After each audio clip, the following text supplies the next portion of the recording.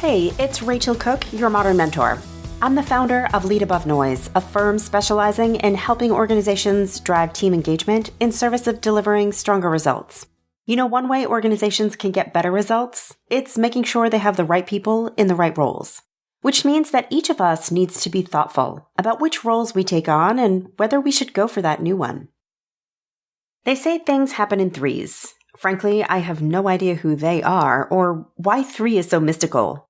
But anecdotally speaking, this does tend to hold true for me. And just today, I had my third conversation in a very short window with someone telling me about a job they saw posted and wondering whether or not they should go for it. Now, if 3 people in my life right now are struggling with this, I thought maybe it was a topic worth tackling here. So today, let's talk about some things you should ask and answer to help you decide whether that new job deserves your candidacy.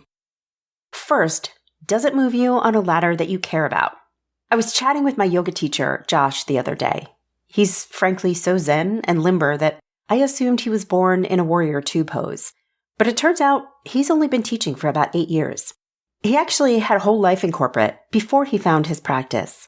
He had climbed pretty high up a corporate ladder, and not so much on purpose, but because it was what the world had always told him to do. And then one day he realized he hated what he was doing, and he just didn't care to climb that ladder any further. So he paused and reflected and found his way to yoga. Lucky for me. Now that is a pretty dramatic shift, and a pause and reflect will not always send someone in such a drastically different direction. But when a new opportunity, whether inside your company or somewhere else entirely, presents itself to you, you owe it to yourself to begin by asking, am I pursuing this because I care to live in that role? Or am I pursuing this because it's bigger or more money or something else the world has just told me I should want? Always, always start here. Next, ask yourself how it will serve your story in the rear view.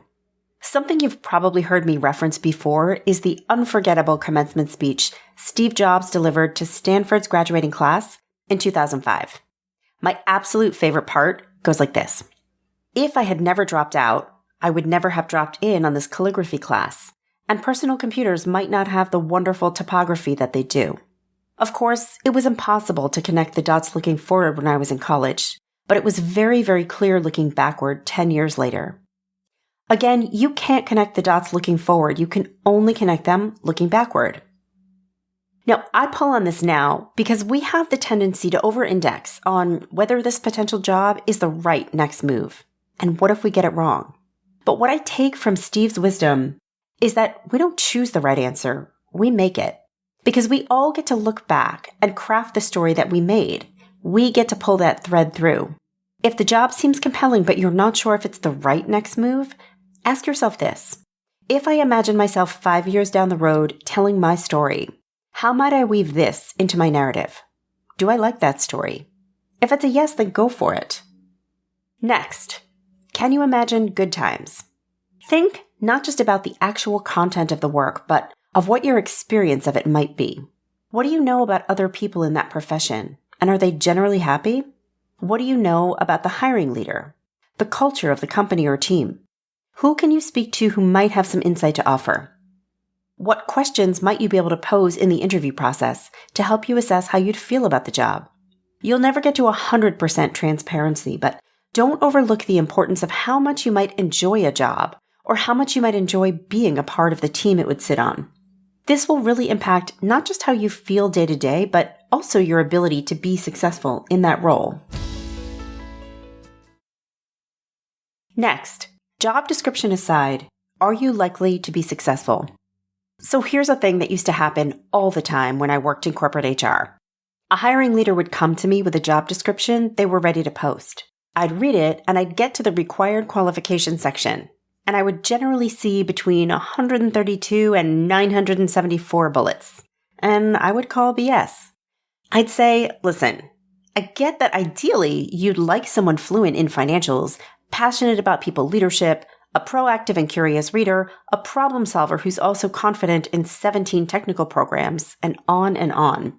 But really, how many of those does someone need on day one to be successful in this role? I had hundreds of versions of this conversation And the truth is that most hiring leaders are writing truly aspirational job descriptions without realizing how much they're limiting the pool of prospects. And what's worse is that, broadly speaking, research shows that women are 20% less likely to apply for a job than men when they don't possess 100% of the listed credentials or qualifications. I wish hiring leaders would learn to be more discerning in their job requirements, or at least be mindful of separating the critical from the nice to have. But for now, all I can do is encourage you to set aside the list of requirements and just ask yourself, do I have enough of these? And do I believe I can be successful in this role with whatever I have to bring to the table? If it's a yes, just go for it. You'd be amazed at how flexible a hiring leader will be when you show up and tell a compelling story. And finally, ask yourself, what are the stakes? Years ago, a friend and I were both on the job market, and we both ended up with offers in hand simultaneously. Hers was for a job in our local market. Mine would have involved a cross-country move. We were both young moms at the time, and I remember saying to my friend at one point, listen, this isn't a competition, but no job is ever a permanent move. For you, how high are the stakes, really? If you say yes, and 6 to 12 months down the road you're not happy, you start again. For me, I'd have to pick up my whole family, plant my kids in a new town, a new school, and then if I'm unhappy, I'd have to move them back. That conversation was the one that tipped it for both of us. She decided to say yes. I decided to start Lead Above Noise. And we both look back a la Steve Jobs and have wonderful stories to tell for it. For you, how high are the stakes? If they're high, then certainly do your due diligence. But often, the stakes just aren't that high. And if this is the case for you, then let yourself off the hook a little bit. Notice how easily you could reverse a bad decision and let your gut lead you down a path. And there you have it. If you're sitting with a new job-related decision, I hope you found something clarifying in here.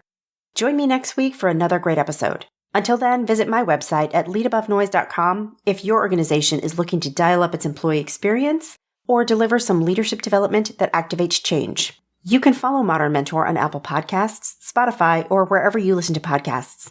Find and follow me on LinkedIn. Thanks so much for listening and have a successful week. Modern Mentor is a quick and dirty tips podcast. It's audio engineered by Dan Feuerbend with script editing by Adam Cecil. Our podcast and advertising operations specialist is Morgan Christensen. Our digital operations specialist is Holly Hutchings. Our marketing and publicity assistant is Davina Tomlin, and our intern is Cameron Lacey.